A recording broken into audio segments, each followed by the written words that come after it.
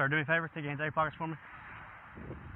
Take your hands out of your pockets. Teams at the ER. Okay. Let's go patch you down for weapons, okay? You got anything that's going to poke, stick, cut me, hurt me?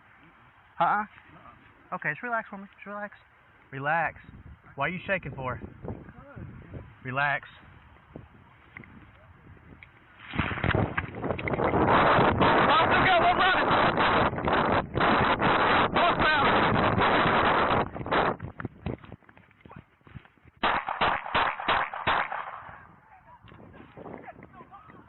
Shots fired! Shots fired! Get back! Get back! Get back! Get back! Get back, sir! Sir, get back! Get back! I'm not! Get back! Let me check on him! Let me check on him! Get back, sir! Check on him, damn it! 512, step it up! Oh my God! Let me check on him! Get back! Officer, I got this! Let me check on him! Let me check on him! Get back, sir! I'm the passenger. Listen, you have to shoot me. I need to check on him, please. Sir, get back! He has a gun! Get back and I will!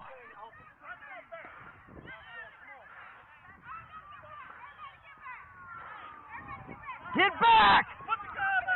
Get back!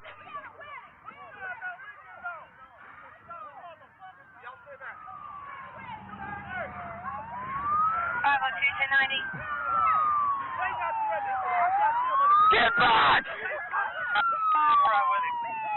512, start EMS. Suspect's been shot. He's got a gun.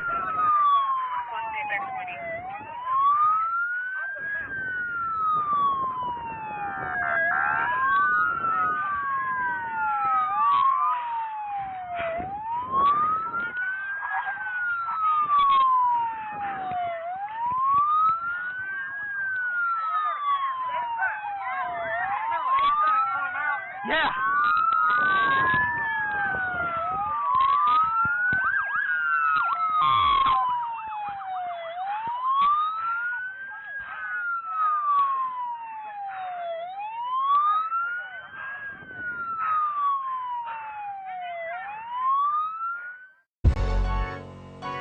Umbrella. She's up, she's up. Whole nother level of shit you can't even understand. What is good, my people? We are live back again with another episode of The Forecast. Now, one thing about our community is how easily it can be divided.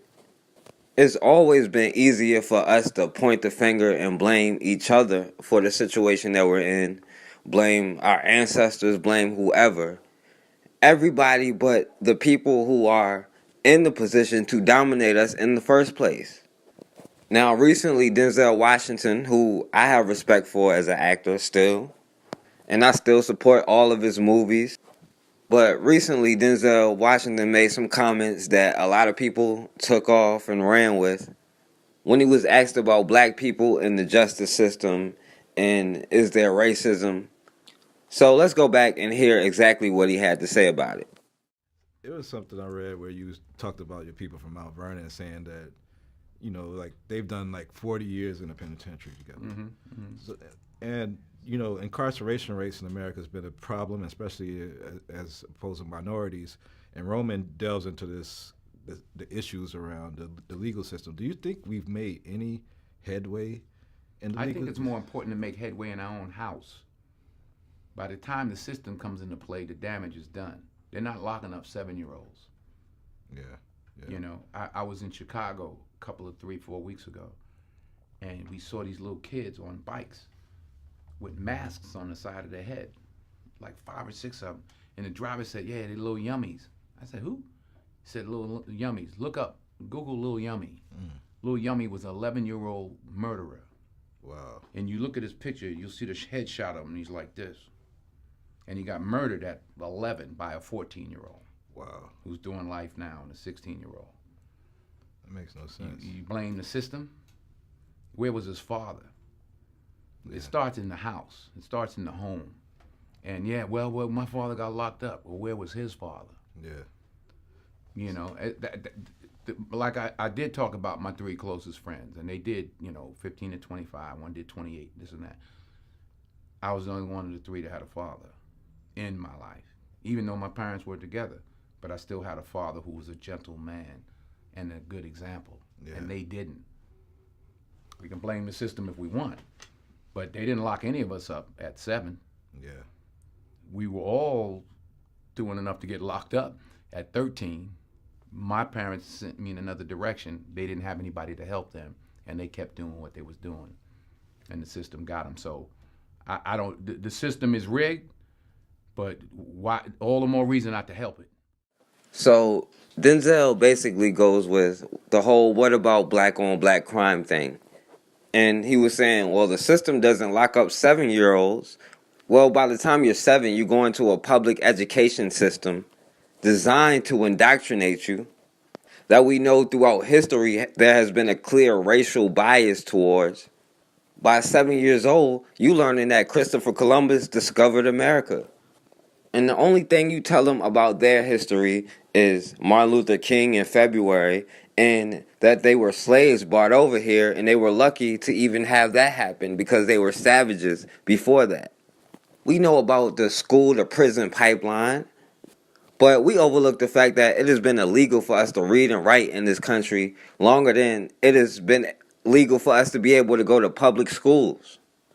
Our parents and grandparents had to fight, literally, have dogs sicked on them, water hoses sprayed at them, all just to be able to let their kids go to public schools. The year was 1957. The campus of Central High School in Little Rock, Arkansas, became a battleground in the fight for school desegregation.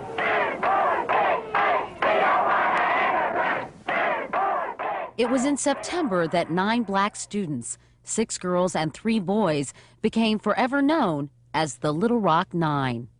On September 2nd of that year, days before Central High was to be integrated, Governor Orville Faubus of Arkansas ordered National Guardsmen to surround the school. Their orders? To only let the white students in. I acted to protect the persons and property of the people of Little Rock. Faubus was defying the Supreme Court decision which required desegregation of schools. A judge later ruled that Faubus used the troops to prevent integration, not to preserve law and order as he had claimed. To avoid any further violence and to enforce the law, President Eisenhower sent in troops of his own. I have today issued an executive order directing the use of troops under federal authority to aid in the execution of federal law at Little Rock, Arkansas. Escorted by the 101st Airborne Division, these 9 students faced jeering crowds and racial slurs as they walked through the doors of Central High. And yeah, I agree they should have kept their own schools and did their own thing. But every time they have their own school, it somehow gets destroyed, burnt down, gets attacked. They would call you racist if you say black people need their own education system. And when they talk about black on black crime, most of the black men in jail are for nonviolent drug offenses. The same thing which is an epidemic in the white community, but they're being sent to hospitals, not to prison. They still haven't done anything for the people who are affected by crack. They still sending them to prison right now. Even though if you're caught up in the opioid epidemic, they'll let you turn in your drugs, no questions asked.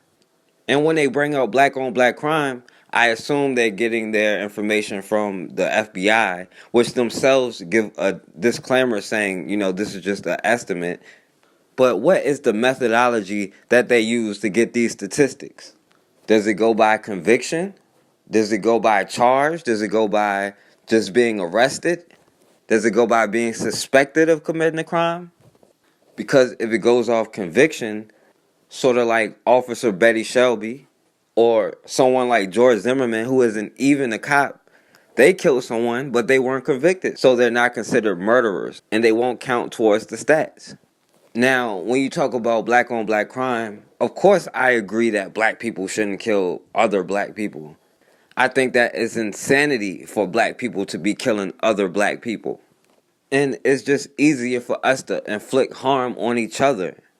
Now, the difference with this what about black on black crime argument when it pertains to the law is that other black people who kill black people, they go to jail.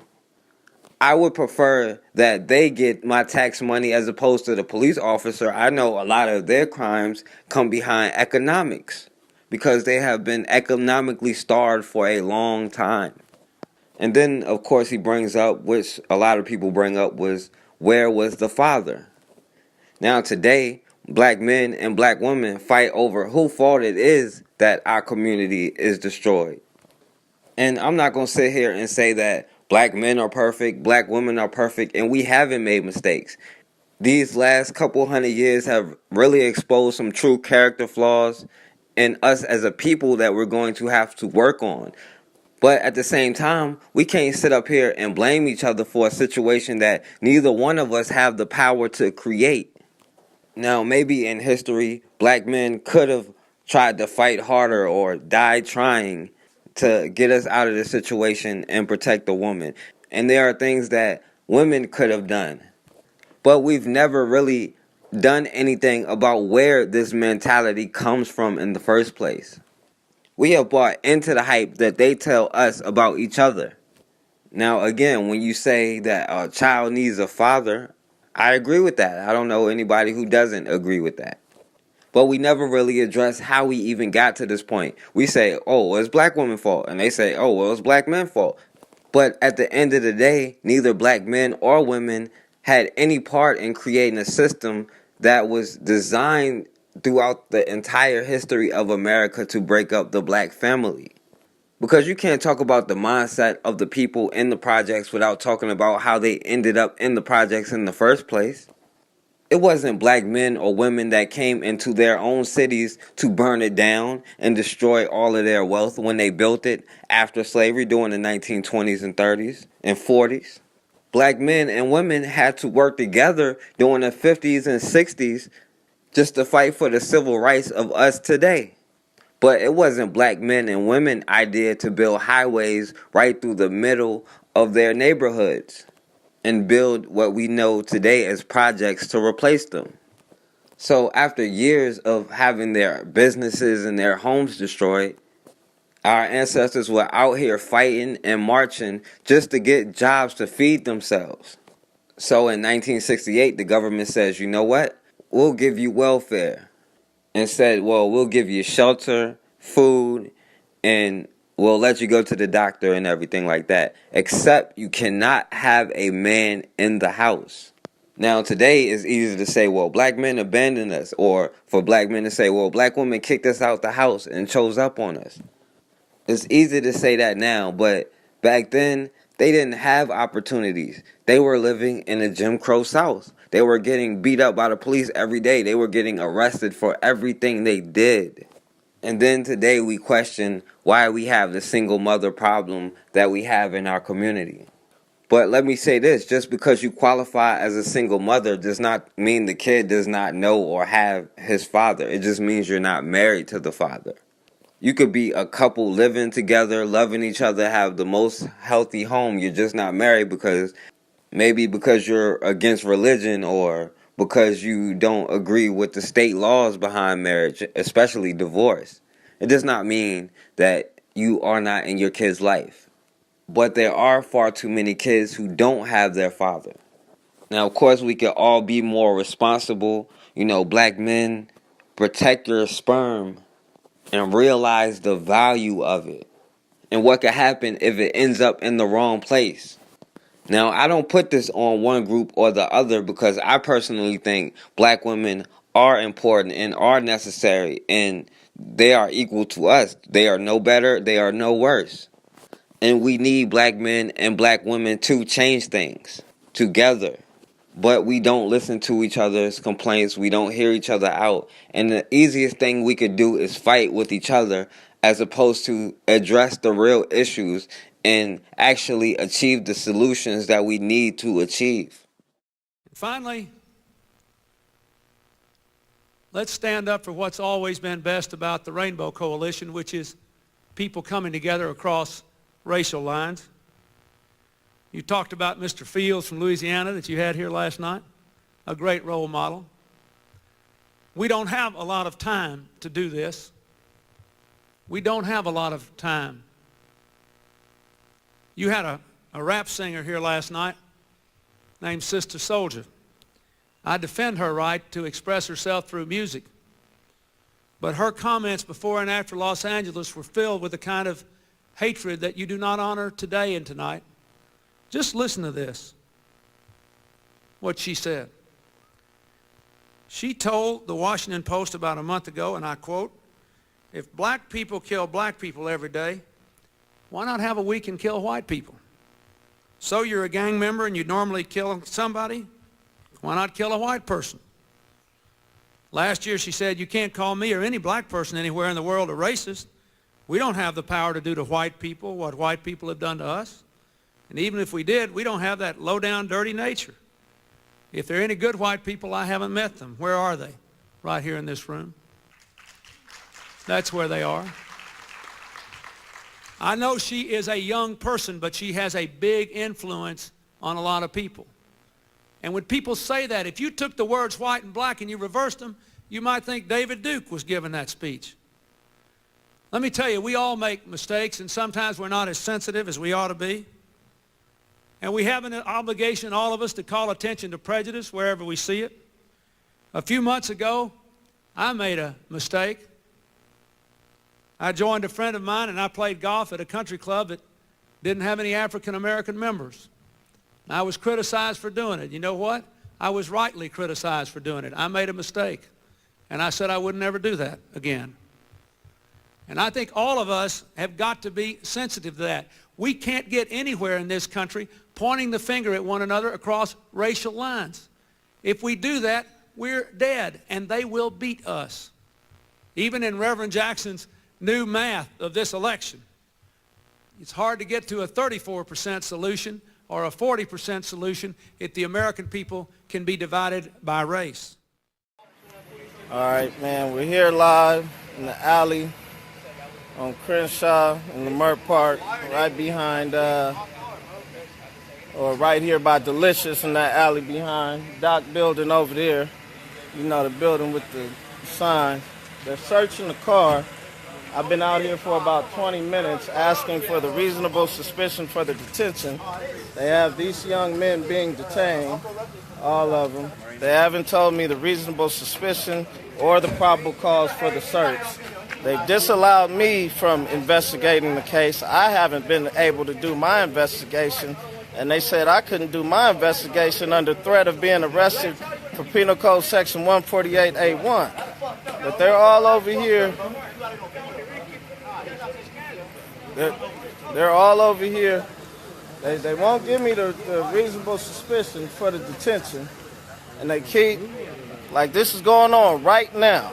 I just got off doing a radio show, and this is going on about these kind of issues. My conversation with Tingarides, I guess, didn't make it to Southwest yet. And now I'm over here, and I'm trying to get these young men to believe in the system, and the system is being violated right now. How can I say believe in this system? It works for you. Go get a degree.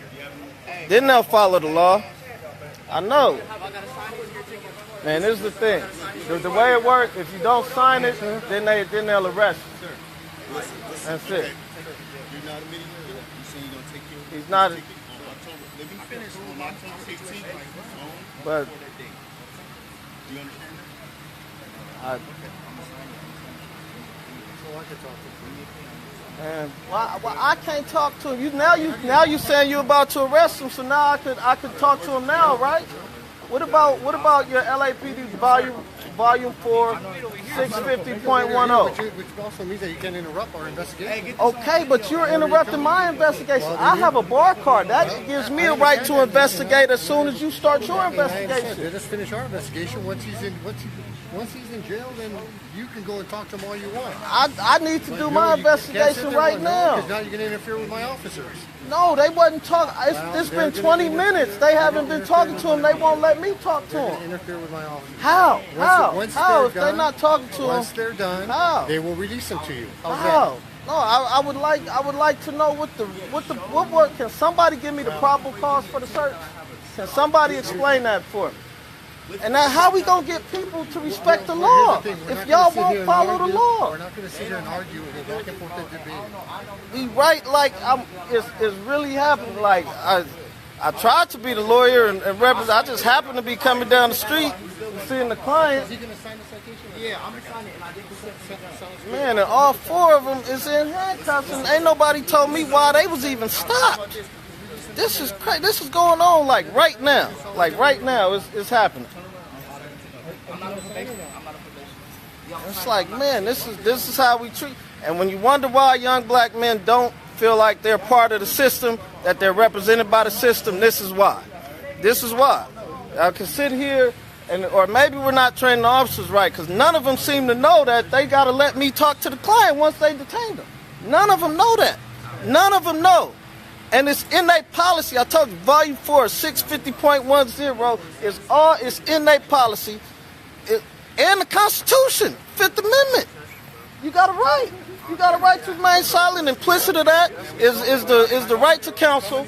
They over here asking questions, doing all this, but they won't let me talk to the client and advise them what's going on. This is ridiculous. This is really going on right now. This is ridiculous. And I've been cool talking to him. The cop know me. I've cross-examined him before, so you know I'm a legitimate attorney, and I still can't do it. This is crazy, man. Like, what can we do about that? Like, I'm paid to give answers, and I don't have no answers. I can't figure this out.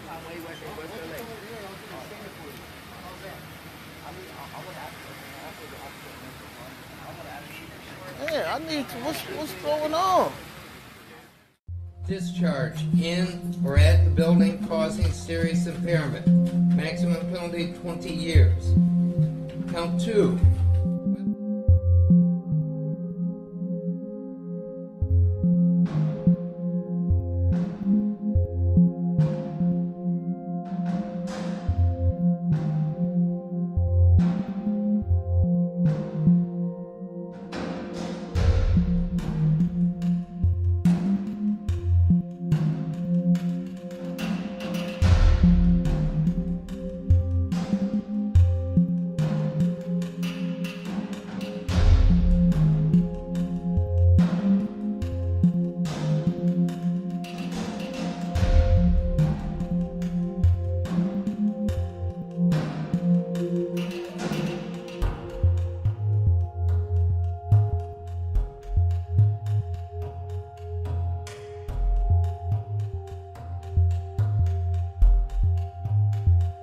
He never heard anyone announce themselves. He just saw flashlights down by the window and heard a noise approaching the porch.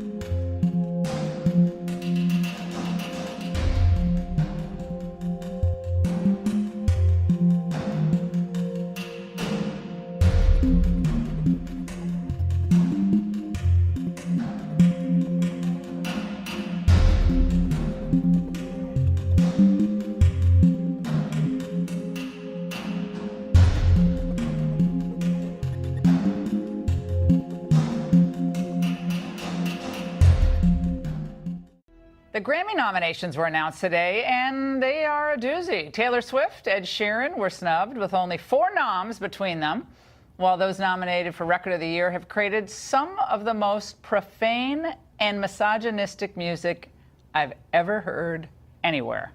And at the top of the heap, Jay-Z, nominated for his The Story of O.J. We hadn't heard enough of O.J. We need a whole album devoted to it. And Kendrick Lamar for his album, oxymoronically entitled Humble. Joining us now to weigh in on this, someone who knows just a little bit about this genre of music, is Daquan Thomas. He's the editor-in-chief of Vibe magazine, and he joins us now. All right, Datewan, I need to hear from you because I'm a music fanatic. Okay, I listen to. I do listen to. Love music. Listen to everything. I'm more of a kind of Al Green. You know, I love Ray Charles. You know, Fats. You know, that's kind of my stuff that I love. But I love all music. Let's talk about, obviously, Jay-Z. It's a well-known story, but he was a kid. You know, wasn't he a cocaine crack dealer? Stabbed his. Did he stab his manager or someone in the neck or something? You got a lot of things going on there. Well, he had a lot going on there. Yeah, but you're right. He's an unbelievable businessman. He's worth like $500 million. Incredible businessman.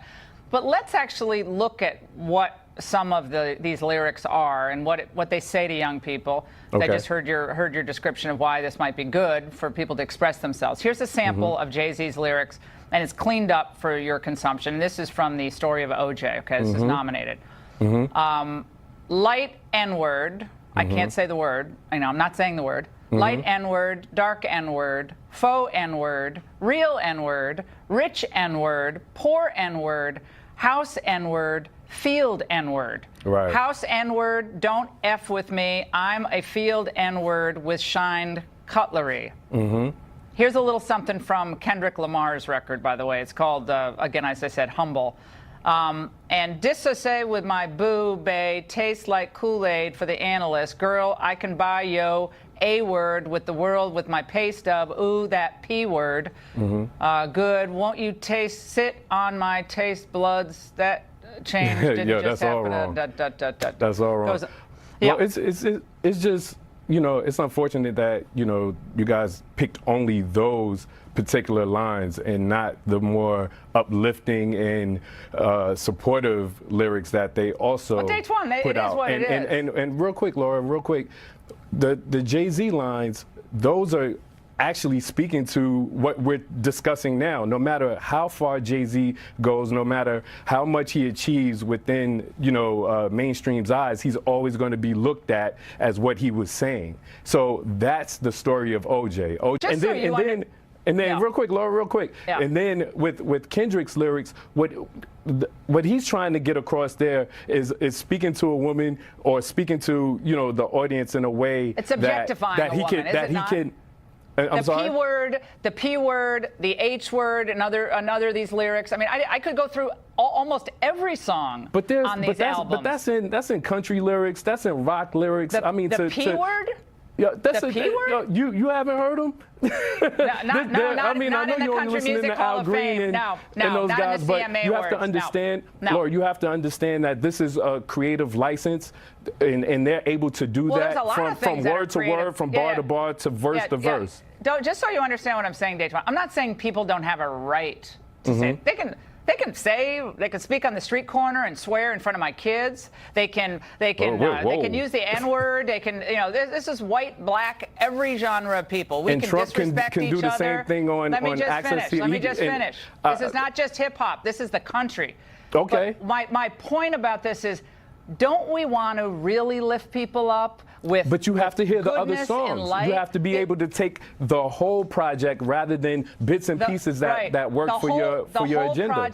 The whole project is faith, fatherhood, country, sacrifice, giving of yourself. And I know a lot of these guys do give a lot to charity, which is wonderful. S. Carter Foundation. That's wonderful. He gives back, as does Kendrick to the Compton community. Those are the things that need to be highlighted as well, if you're going to put these things together in a balanced effort. Well, I actually do, because I actually listen to both albums, and I listened to them several times. And that's crazy, because you called Kendrick's album Humble, and the album name is Damn. My point. Okay, I ain't everything right. I'm not perfect. But the point I'm trying to make is lifting people up in difficult circumstances. I don't think a single kid who's a gangbanger in Chicago listening to most of the stuff that we're quoting tonight is going to say, hey, I guess I can be just like Jay-Z if I use this kind of language, treat women this way.